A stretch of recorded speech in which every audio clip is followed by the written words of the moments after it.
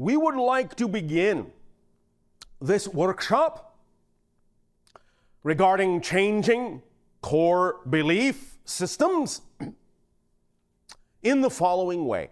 You have on your planet a joke. Some of you may have heard it, but it goes something like this. How many psychiatrists does it take to change a light bulb? And as some of you know, the answer is 1, but the light bulb has to want to change. This is very important for today's information. When dealing with core belief, the first step is you have to want to change.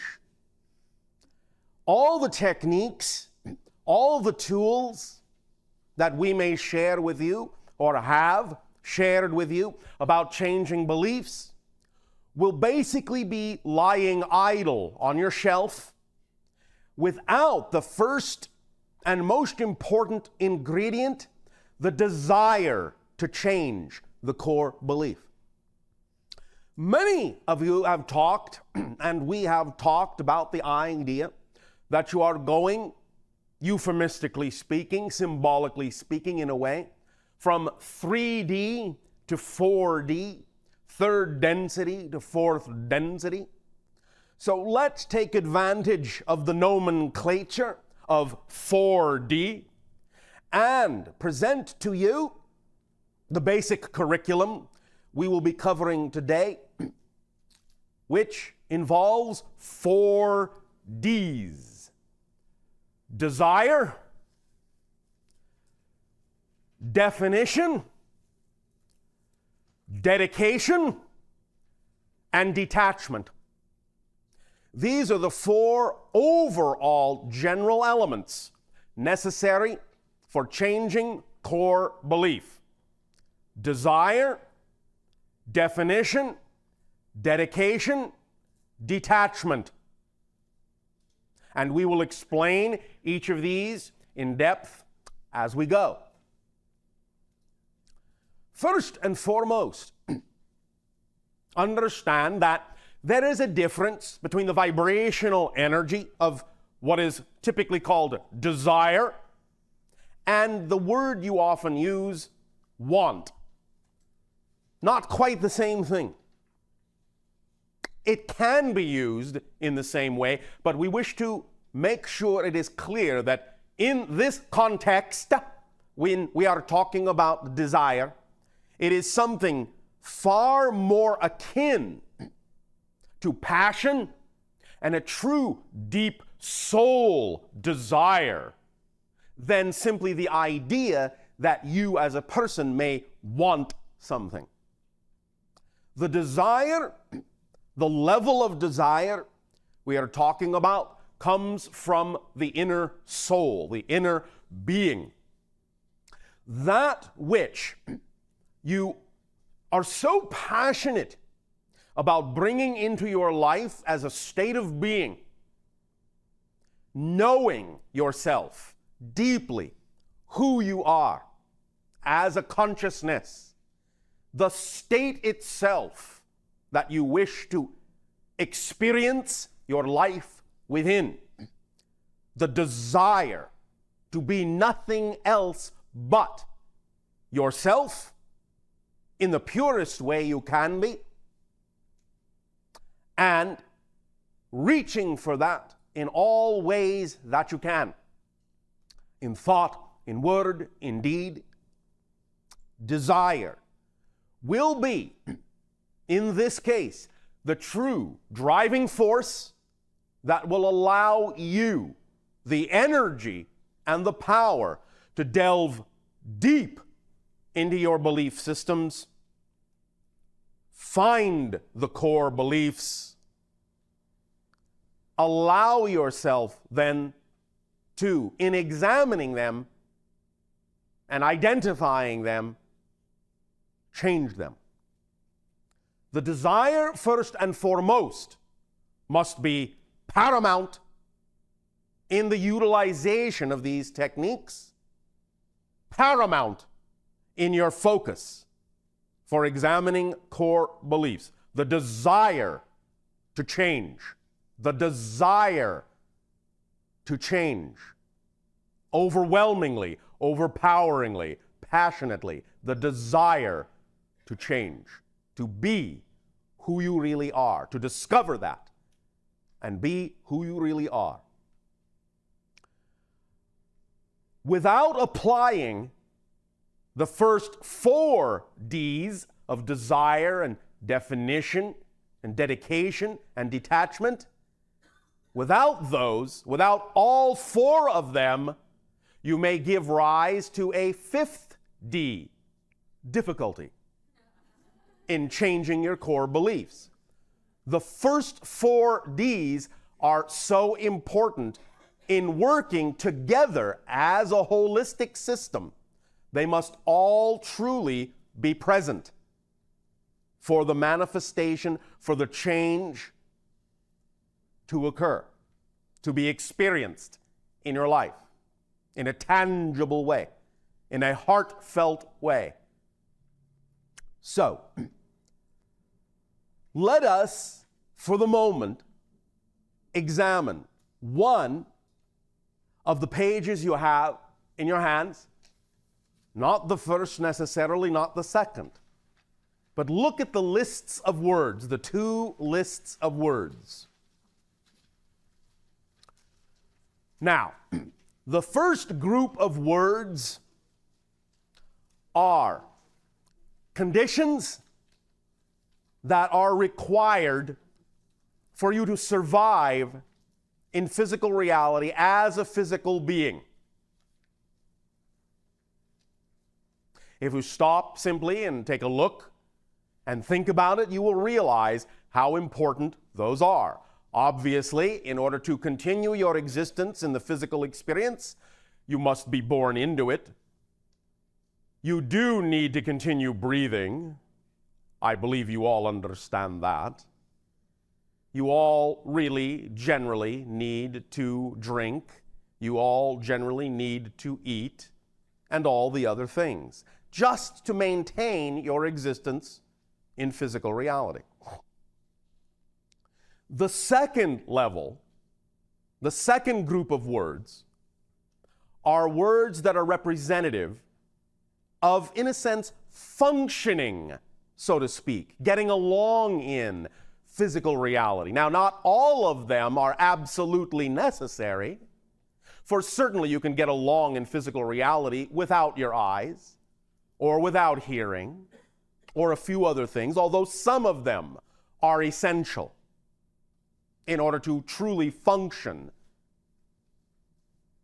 in physical reality. If you will observe, there is actually only one word that is common to both lists, and that word is dream. You absolutely must dream due to the nature of how you have created your physical reality, and in creating the sense and experience of detachment, so to speak, or disconnection, so to speak, or limitation, so to speak, from the spirit world. In creating that experience of detachment from the spirit world, you must from time to time reconnect to it. And generally speaking, although of course we understand there are many different kinds of dreams, and many different reasons for dreaming, and many different meanings that you can give to dreams, many different representations that come from dreams, we're actually talking about the physical mechanism of dreaming that allows you as a being to expand and go into the connection of being a little bit more yourself in the spiritual level while you are still physical. This reconnection on a regular basis is critical for your actual physical survival and for your ability to function in physical reality. Many individuals on your planet, as some of you may know, have done what you call studies about dreaming and sleeping. And they have found quite correctly and realized quite correctly that you might be allowed to dream but not sleep so much. And if you don't sleep so much, you will be perhaps tired. And perhaps some of your functionality may be a little bit impaired. But as long as you are allowed to have moments of dreaming, you will still be able to continue to function more or less normally in physical reality. However, they have also found that no matter how much sleep they allow an individual to have, if they prevent the individual from dreaming, very rapidly the individual will dissolve into psychosis. And they can actually die from that. Understand the dreaming is far more critical than the sleeping itself. So, in order to actually maintain your physical existence, you must dream. In order to function in physical reality, you must dream. The reason we bring this up and the reason we point this out in these lists is that that is really what we're talking about also when we talk about desire. It's connected very strongly to dream. Understand that your dreams, your ability to dream, in that sense, is connected to your ability to desire, to manifest, to realize and experience in physical reality. And dreaming and desiring from the soul level, in many ways, are essentially the same thing. Because when you dream, you are creating, as we said, a reconnection, a manifestation of an experience of more of yourself, which is really what desire is all about, fundamentally. It drives you to experience more of your true holistic self. Now then, definition. We've talked many times about defining your beliefs, and definition remains. Defining your beliefs remains a critical component of accessing and dealing with core beliefs. And what we are also talking about when we talk about definition is clarity of definition. Clarity of definition. Really getting down deep into exactly how your beliefs are constructed, how your definitions are put together, what components make them up, what ideas and thoughts go into it or result from it. All the factors that stem from and help to reinforce the definitions you have bought into, that you have been brought up with, that you have been spoon-fed since birth. Remember that in accepting and in choosing the idea of the physical reality experience, generally speaking, although some things are somewhat malleable, you have agreed to accept and adopt a series of ideas and concepts that, in a sense, govern physical reality, such things as gravity on your planet, electromagnetic fields, neurological impulses, so on and so forth. I am not saying these things cannot be changed by your vibration, but generally most of you agree to play along and let those things run automatically so that you can focus on other issues, instead of having to constantly, consciously think about keeping your feet on the ground. You allow yourself to simply have an automatic portion of your beingness that says, I agree that as long as I'm on physical reality Earth, gravity exists, and I won't simply go floating off into space. although that can happen sometimes, for various reasons. And we may get into that later. But the idea is that when you choose physical reality and you agree, generally, to adopt a series of conditions, one of those things has to do with the patterns that are already existing that result from the experiences of the parents you chose to be born to. So that in coming through them, to be physical, to be born physically, you will to some degree adopt some of those patterns from them. A kind of hand-me-down from them. A kind of family agreement that says, I will agree to explore with you similar themes, similar ideas that you may call patterns or experiences. Not that you will necessarily have to play them out in the same way your parents did, but you often agree to explore similar themes they went through so that you, in exploring them and coming up with a different perspective, and perhaps even a different outcome, can add to the overall soul family group's experience of all the different ways that theme can be played out in your family group. And so, you often take on yourself in being born definitions and belief systems and ideas that will result in certain kinds of patterns or schedules or things that will come up or issues that will appear in your life at certain times, often, very often, at the same times that your parents experience them in terms of the same age in your life, and you will deal with them in your own way. Those moments are opportunities for you to get in touch with what that issue, what that idea, and what that belief means to you, what meaning you choose to put in it, how you want to relate to it, and what you want to bring in terms of your learning experience in dealing with it to the soul family experience overall.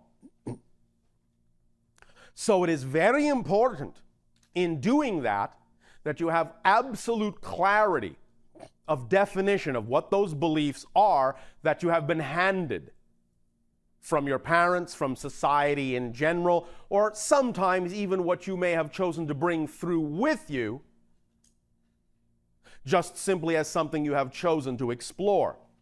Whether you connect it to the idea of past lives, future lives, all those things exist simultaneously.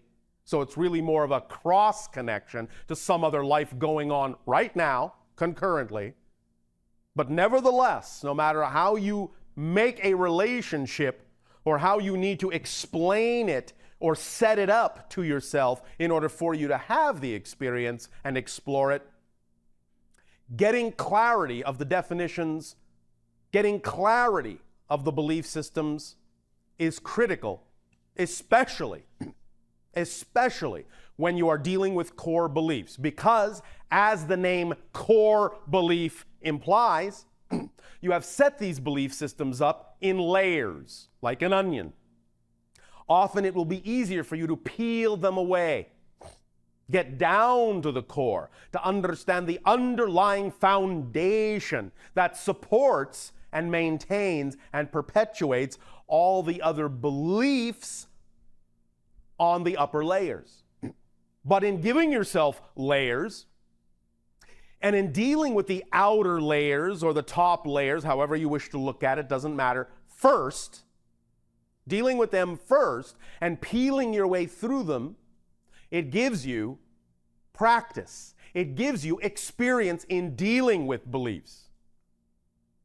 And getting down to the core ones will allow you the greatest changes in your life and will give you the techniques, the tools, the capacity to deal with any other beliefs that may come up from other timings that may occur in your life from that point forward. So dealing with the core issues, the core belief that supports all the other ones even though you may have peeled your way down to the core and gotten to the core and made changes on a core level, this does not mean you have not set yourself up to explore other things, that you may not bring other belief patterns in at another time.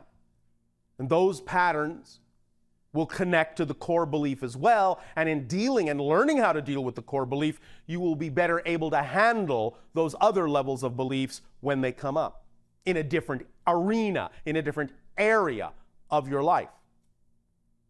But all those upper layers will connect to the same basic core, and that's why it's so important to get a handle on what that core is, so you can handle all the different layers as they arise at different times in your life. So definition, clarity of definition, the second component, we will explore that as well this day of your time. Desire, definition, and dedication. Dedication, very crucial in this idea of allowing your exploration of core belief to stick, to work, to manifest, to create in your life an experience of change. Dedication, what do we mean by that? In a sense, it's like saying commitment to the self, to really make it the most important thing, the most paramount thing in your life, to explore these core beliefs and to change them. Dedication also connects into another thing we have talked about many times, which has to do with behavior, the actions that you are willing to take on behalf of what you say you desire to do, on behalf of the changes you say you desire to make. Dedicating yourself in your behavior to acting on those things that are representative of getting in touch with those core beliefs and making the changes to become more of yourself. The behaviors that are representative of the person you say you ultimately would prefer to be.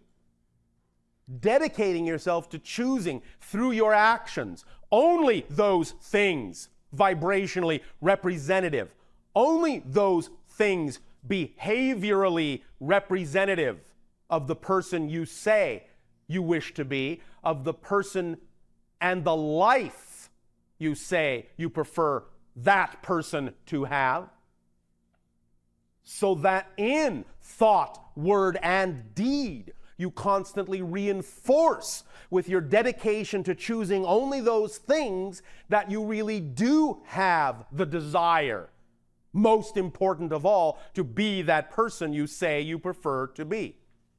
Without that dedication, there is no reinforcement and no laying out of a conduit for the desire to manifest. Dedication, very important component, choosing only those things that are truly representative of the person you believe you are becoming or wish to become. The fourth D, detachment. This may sound completely and paradoxically contrary to the idea of desire, and in some senses it is, but it is not. Not at all. It is quite complementary. By detachment, again, we simply mean the neutrality that is so important that diffuses the idea of built-in meaning, the recognition and awareness that there is no built-in meaning, and the willingness to put the meaning you prefer into every situation that comes along, every situation that happens. But even more so than that, the detachment, not in a judgmental way, not in a negative way, but the detachment from all things that are not representative of your desire and your dedication and your ability to clearly define what you are and what you are not. Detachment also from the idea of beliefs that do not serve you. For when you have the strong desire, and when you have the clear definition, and when you have the powerful dedication, you will detach from the things that don't serve you. You will recognize what they are more clearly. You will discern what they are more clearly. And you will simply realize they are not you, that certain things are not vibrationally you, and you will detach from them. Again, not in a judgmental way, but in a compassionate way, through the simple observation and awareness that a thing simply isn't you. It's not your truth. It's not who you prefer to be. It's not representative of the behavior or the actions or the circumstance of the person you say you desire to be, of the being you know you are. So detachment from the things you are not is what paradoxically will then reinforce and amplify and magnify, bringing it full circle, the desire to be who you are. This is an amplification process.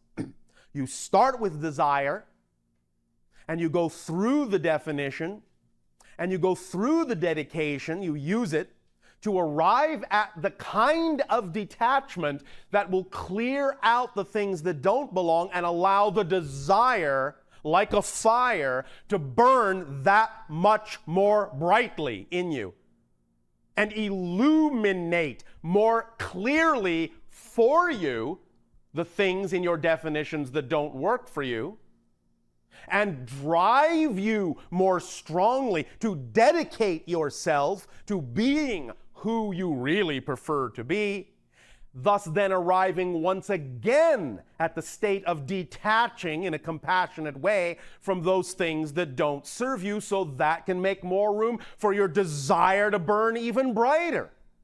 And you amp yourself up and amp yourself up and amp yourself up in this way through this 4-step process.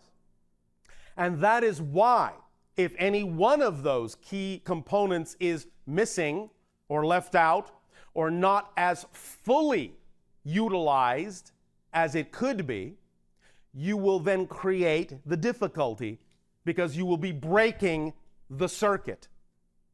This is a complete circular, self-realizing, self-magnifying, self-amplifying idea.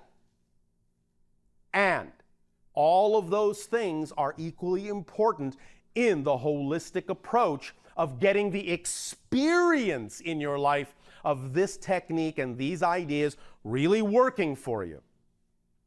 Really working for you. So, again, desire, definition, dedication, and detachment will allow you to truly disassemble the beliefs that don't work for you, disassemble the personality that you may have been taught to be, and will allow you to assemble a new you in a very experiential way, a very experiential, manifesting, physical way. We bring this tool to you now at this time because now is the proper time for this tool in you. Use it or lose it. It's up to you. It's up to you. Now, we will go into these a little bit more deeply, but let us give an overview, as we have already begun to do, of the next diagram, which would be, in your understanding, the middle diagram, what has been referred to as the enneagrammatic circuit, the 9 circles in a square. This is not so much itself a primary tool as it is an assisting tool in this overall process and experience. It will help in the way that what you might call an affirmation will help to focus you. It's a focusing mechanism. And it doesn't even necessarily have to be, and is not designed to be, completely a conscious mechanism. It will operate on a multitude of levels within your conscious and subconscious and higher conscious selves. The saying at the bottom is generally a loose translation of what the symbols mean in the circles, read as a sentence, read as an idea in context. These symbols are derived from what you know to be ancient Phoenician symbols. The reason this was chosen is because those symbols are not only a precursor to certain other very strongly vibratory languages on your planet, such as Hebrew, and they dig deep into the vibration of your being, whether you are Hebraic or not. Doesn't matter. There's another level to this altogether, tonally, vibrationally, that these symbols represent. And it also detaches, to some degree, your consciousness from the idea that it represents any particular culture, since the idea of the Phoenician culture no longer really exists on your planet intact. So it takes you to an ancient space that in some senses goes around or leaps over or goes through a lot of your expectations about what language is all about on your planet today. It goes to the undercurrent, the foundation. In a sense, it can be called a core language, and so it's appropriate for what we are doing. That language and the symbols are also connected to extraterrestrial sources as well. Not just the idea of physical ET beings, such as myself, but other dimensional levels of guides and spirits and so on and so forth. And many of these symbols were, in a sense, received and given from those sources to your people in ancient times, because they represent certain ideas, certain vibrations that key into the matrix of the meanings that you typically give to things on your planet. So they work well hand in hand with the patterns and meanings you have automatically set up within yourself, and are good for loosening those meanings up by setting up a sympathetic or empathetic vibrational tonality that unlocks you from certain patterns and expectations as you look at the symbols from the center. The dot in the center, go to the upper right-hand corner first. That is the eye. Going down, then you will understand it progresses through the idea of mouth and hand, and cutting across the bottom. The middle symbol in that sense is water, which is transition and change. And then going to what you would call the bottom of the left-hand column of circles, then going into the idea and the symbol that represents path or fence, in a sense, that you would follow. And going up to the window, and then upward to the door, and then going to the right, the center symbol above the dot, the circle with the cross in it, which represents the unknown. And so then in reading the sentence that is vibrationally representative of how these symbols work together, you will understand that it is when you start from the inner being of yourself and in physical reality express yourself through sight and through sound and through touch, in the way that is cohesive in what we are talking about today, in those manners of desire and dedication and definition and detachment, then in thought, word, and deed in that way will you cause the transition, will you cause yourself to dissolve into the water, dissolve the crystalline patterns and reform them by following the path to the windows and doors that lead to the unknown, which opens up your reality and brings you back to the center of your being in a very powerful way. So focusing on this as a kind of meditative mudra will allow you to help yourself focus on the principles that we have talked about, the 4 Ds. It will give you some focus. It will put you in the proper state of mind, shall we say. Now, the final diagram, which is a collection of 19 circles with what you might call a type of jagged spiral that connects them.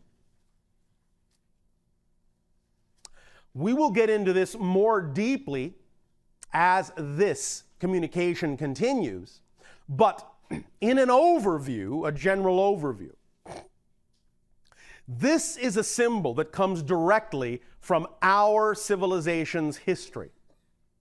It is something we created in our civilization as a representation and an understanding of how to spiral downward through different dimensions into the core of your being and then spiral outward from that core upward through different dimensions into manifestation.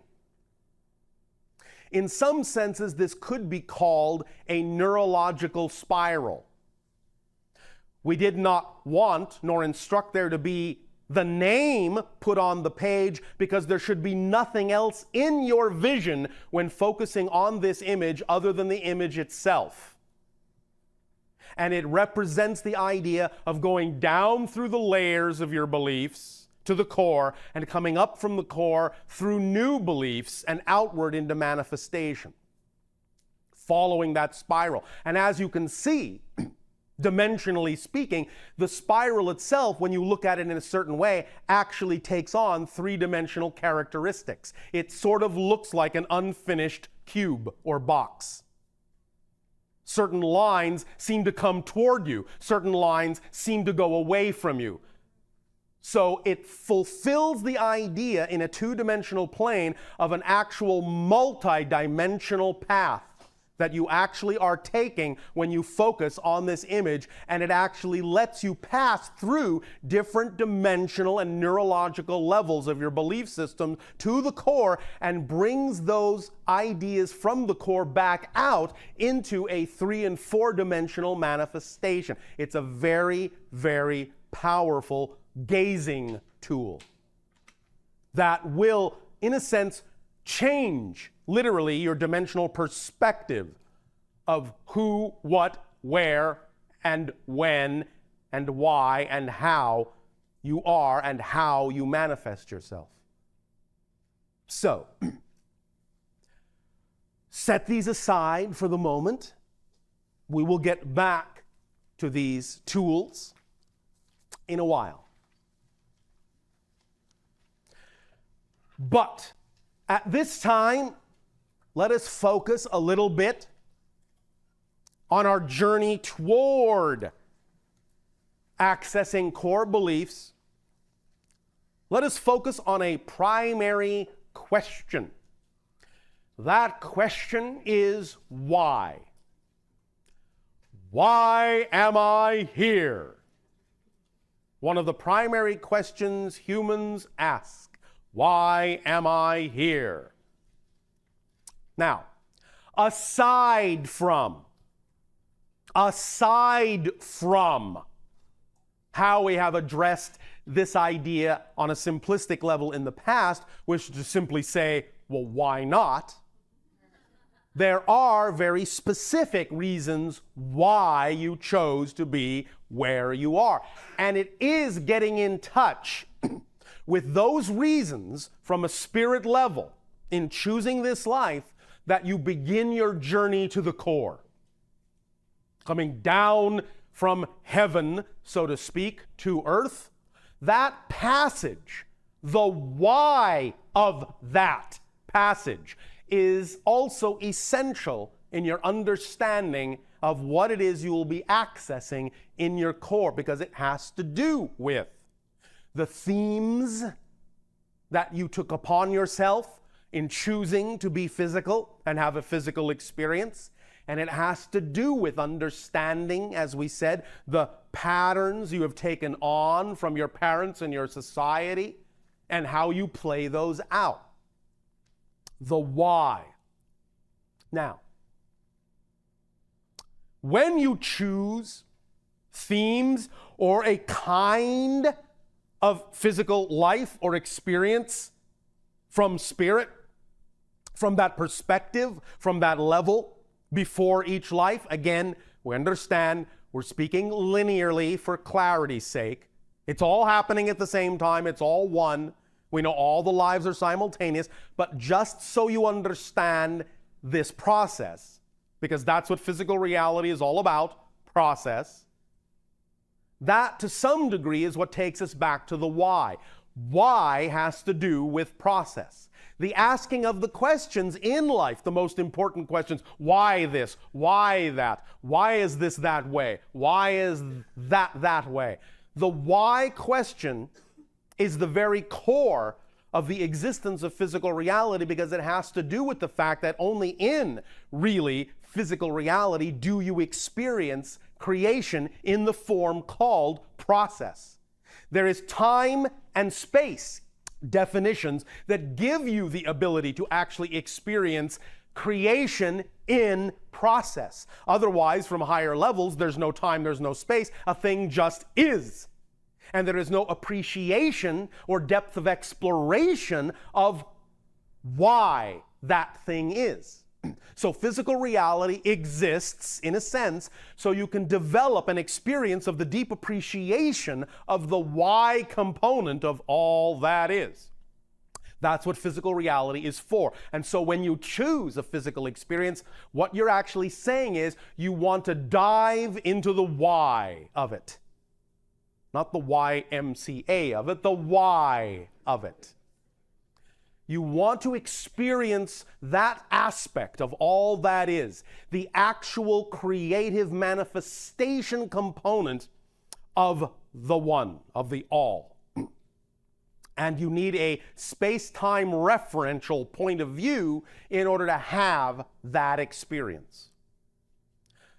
And in that process from spirit, each time with each life, as you choose the components that will make up your experience of the why, you are very, very specific about what ingredients you put in to the experience of that life and how it relates not only to the soul family's overall experience as well as your own, but also how it relates to every other experience you are having, both in and out of physical reality. You really look at it as a network and know that every nodal point, every life, whether physical or non-physical, in that web, on that net, reinforces every other nodal point. And so the selections of what this life, this nodal point experience of the why is all about is very specifically chosen. Now, that does not always mean that you choose every specific thing that happens specifically in the life before you come into the life. Some things are left up to the idea of randomness because that's part of the why as well. But the themes are generally specific, and sometimes certain ideas that are experienced, certain situations and circumstances are set up for yourself, by yourself, including the idea of choosing your parents, and so on and so forth, choosing your brothers and sisters, maybe even choosing some of the friends you will have, because you understand that their reflections in your life is what will drive you in the direction of your particular experience of why that you wanted to have in this life. That particular experience of self-discovery, which is the ultimate why question. Who am I? Why am I here? that self-awareness, that self-knowledge on an individual and a grander scale coming together from the beginning to the ending of your life, in a sense, is what it is about. The why of it. That process, that creative arc, as you film people say, is what it's all about. The comparison, in a sense, to use the word loosely, between where you begin and where you end up in any given life, that arc of experience, that process, and the changes and differences that you experience in it are adding to your understanding on a bigger level of what you are as an aspect of all that is. I know this is heady stuff, and you don't have to feel like you've got to get it right away, and I don't mean it to sound like you are being talked down to, because we understand the great capacity you all have to absorb information and knowledge. That's not the way it is meant.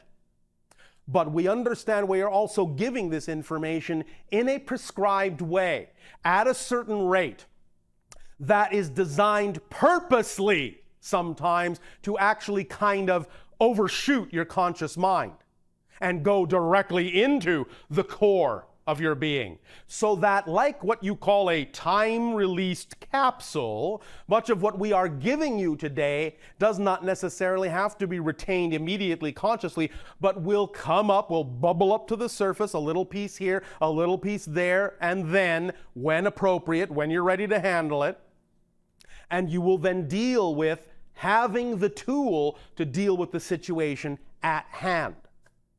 That kit, in that sense, exists within you. And much of what is being done today in dealing with your core beliefs is instilling within you an awareness of that kit through these specific methodologies of desire, definition, dedication, and detachment that will allow you in any given situation in the arc of your life to know that you can open that toolbox when you encounter something that requires its application and apply the tools as we give them to you today, that you will have those tools with you always and feel automatically that the box will open up and the appropriate piece of information will come forward exactly when and where you need it synchronistically in your life, so that this entire process becomes a joyful and effortless and creative one instead of something you feel you have to struggle with through the 5th D of difficulty. So, the way this is being delivered, do not worry if you miss a word or a sentence or a concept here and there. By all means, if you want clarification, that is invited through questions and dialogue. And by all means do so. But do not worry that you have missed something. If you are here in this dialogue today, this kit, I am telling you, is in you. It's in all of you, even those not here. But this kit will begin to open up. By being here today, what you have done is you have given us the permission to absolutely, at the very least, unlock the toolbox so that you can have access to it. Now, how often you open it, how well you use the tools, that will be up to you. But I guarantee you that from this day forward, that toolbox will be unlocked, and you will always have access to it. No matter how it may seem, you may not immediately have access to the core beliefs. You will always have access to the toolbox. It will always, to use what has now become a common term on your planet in computer lingo, the toolbox will always be sitting on your desktop. You can always double click it. It will always open. Always. What you do with it after that is up to your level of desire, definition, dedication, and detachment.